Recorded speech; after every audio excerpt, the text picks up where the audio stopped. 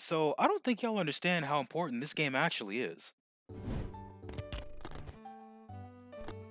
Kingdom Hearts Melody of Memory is set to release here in a couple months on November 13th for PS4, Xbox One, and Nintendo Switch. Real talk, I don't think I'll ever get tired of saying Kingdom Hearts on Nintendo Switch. As it stands right now, a lot of people aren't expecting a lot of story content from it, and that's understandable. It's a rhythm game that's drastically different from anything we've ever seen before in the franchise, so maybe y'all can finally stop dogging on Chain of Memories, jeez. And the file size clocks in about 5 gigabytes, so yeah, it's not that big of a game to say the least.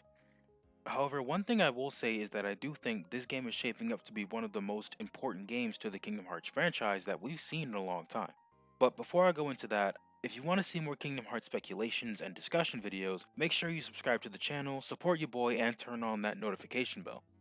So because it's a rhythm game and because the size of the game shows that we may not get a large amount of new content, people see this game as sort of an underwhelming follow-up to the titan that is Kingdom Hearts 3 Remind.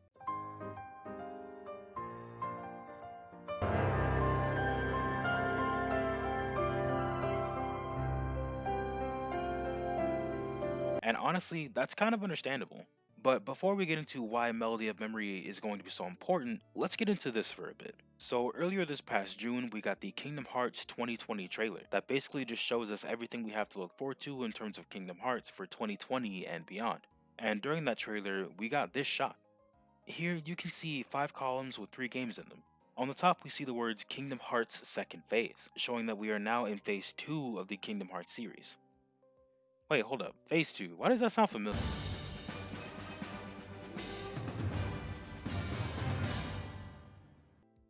In the first 3 columns, we see Kingdom Hearts 3 Remind, Kingdom Hearts Dark Road, and Kingdom Hearts Melody of Memory. With this, we can obviously see that the other 2 columns are going to be games that release later on down the line.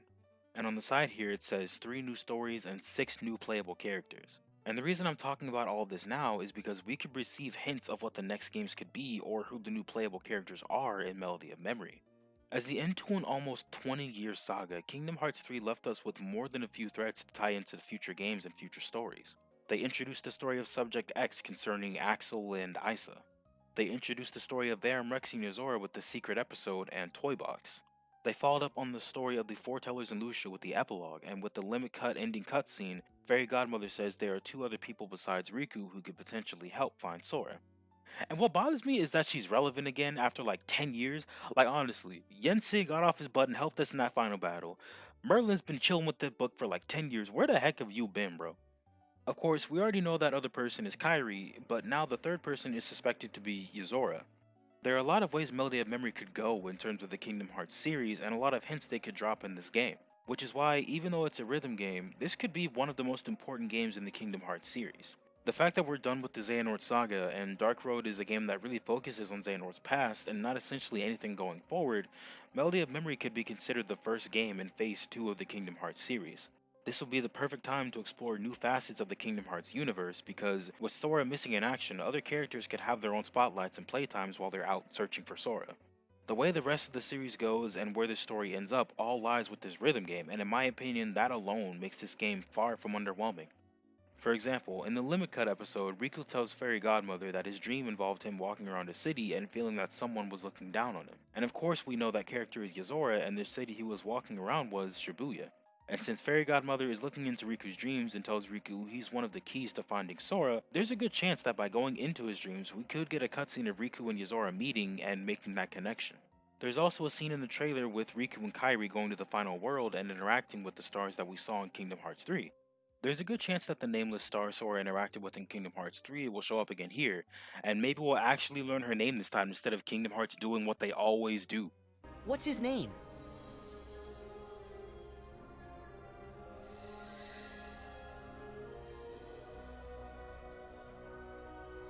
Huh? Our secret.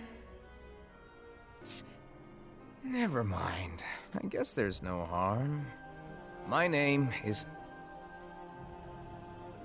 She seems to be related to Yozora in some way, most likely being the girl that we see in the Varum Rex trailer, so I expect in this game that we'll figure out just exactly who she is and how she's related to Yozora. Also, as a lot of you remember, in Yozora's boss fight he has the ability to steal and use your Kupo coin. While that could just be a mechanic to this boss fight, knowing Nomura, that probably is not an accident. The fact that he seems to be tied so closely to Sora and Riku by fighting to save Sora and appearing in Riku's dreams, and now being able to use your items, this game could possibly set him up as one of the next playable characters, or maybe lead him into his own game in the Verum Rex universe. While I personally think that's the route they're gonna go for this game, I could also see a couple of cutscenes setting up other things as well, since it seems like we're getting information on Kairi's backstory as well when it comes to her leaving Radiant Garden and going to Destiny Islands. We might see some information about Subject X as well. Since Subject X was experimented on during Terranort's time as Ansem the Wise's apprentice, it's likely we could see Kairi interacting with her at some point before she gets released and ends up on Destiny Islands. Or maybe we'll get some mention of her in passing as Terranort goes back and forth with Ansem the Wise. And we saw in the trailers that we'll be seeing the Radiant Garden lab crew return in this game, including the one, the only Alias. Give him a hand, man. But that means we could see a cutscene or two of Subject X at some point in this game. Maybe while they're doing work in Kairi's memory, they find something relating to her which could tie into Axel and Isa's story and maybe set them up as playable characters in their own story. And since Isa followed the same path as Axel in going from the side of darkness to the side of light, we could see him end up with a Keyblade here sometime soon.